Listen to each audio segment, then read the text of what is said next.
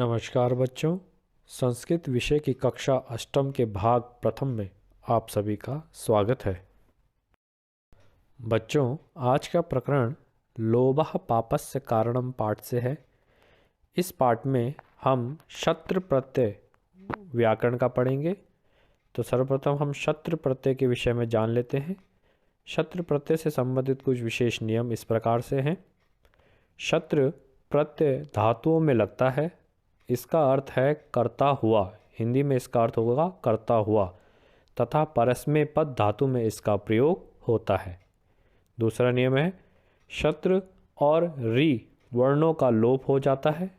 शत्रु का जो शत्रु के ता में री है, इस वर्ण का लोप हो जाता है और अत शेष रह जाता है।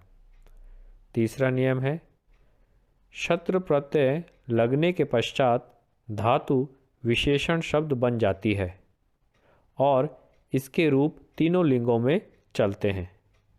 चौथा नियम, इसके रूप पुल्लिंग में गच्छत, स्त्रीलिंग में नदी और नपुंसक लिंग में जगत के समान चलते हैं। बच्चों, अब हम शत्रु प्रत्यय के शब्द रूप तीनों लिंगों में और तीनों वचनों में किस प्रकार चलते हैं इसको पढ़ते हैं। लिंग है पुल्लिंग। एक वचन गच्छन् छात्रः, द्विवचन गच्छन्तौ छात्रौ, बहुवचन गच्छन्तः छात्राः। स्त्रीलिंग में गच्छन्ती महिला, द्विवचन गच्छन्त्यौ महिले, बहुवचन गच्छन्त्यः महिलाः।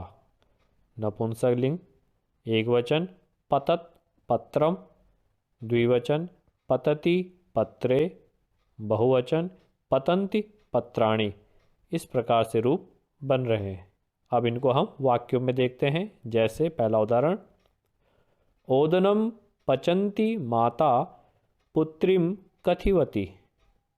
देखिए, पचन्ति पच धातु है और शत्रु इसमें प्रत्यय जुड़ा है, लेकिन उसके बाद जो माता शब्द है वो स्त्रीलिंग है, इसीलिए पचन्ति शब्द का प्रयोग किया है।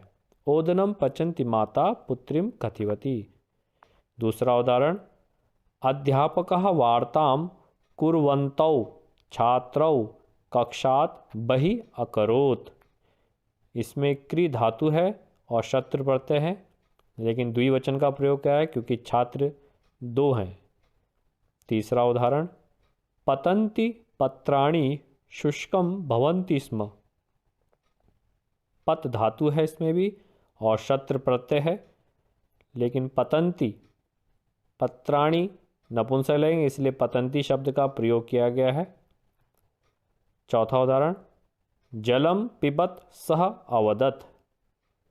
पिबत पिब धातु है, शत्रु प्रत्यय है और सह इसमें पुल्लिंग है, इसीलिए पिबत का प्रयोग किया गया है। तो बच्चों, अब हम पाठ आरंभ करते हैं। पाठ इस प्रकार से है। प्राचीन काले कस्मिंश्चित् देशे एकः नृपः आवसत्। बहुत पहले समय में किसी देश में एक राजा रहता था। तस्य नाम यशपालः इति आसीत्। उसका नाम यशपाल था। सः स्वभावेन अति लोभी आसीत्। वह स्वभाव से बहुत ही लालची था। सः सर्वेषु नृपेषु धनवत्तमः भवितुम् इच्छति स्म। वह सभी राजाओं में धनवान होने की इच्छा रखता था। एकदा तस्य प्रासादम एकः महर्षि आगच्छत्। एक बार उसके महल में एक महर्षि आए। राज्ञः मुनेः सेवा सत्कारः कृतः। राजा ने मुनि की सेवा सत्कार किया, अच्छा उनका स्वागत किया। येन प्रसन्नः भूत्वा महर्षि राजानम अवदत्। जिससे प्रसन्न होकर महर्षि ने राजा को कहा, अहम तव सेवा सत्कारेण अति प्रसन्नः अस्मि। मैं तुम्हारी सेवा सत्कार से बहुत खुश हूँ। किमपि एकम वरम याचस्व। कोई भी एक वर मांगो। तो बच्चों, आगे का पाठ हम अगली वीडियो में पढ़ेंगे।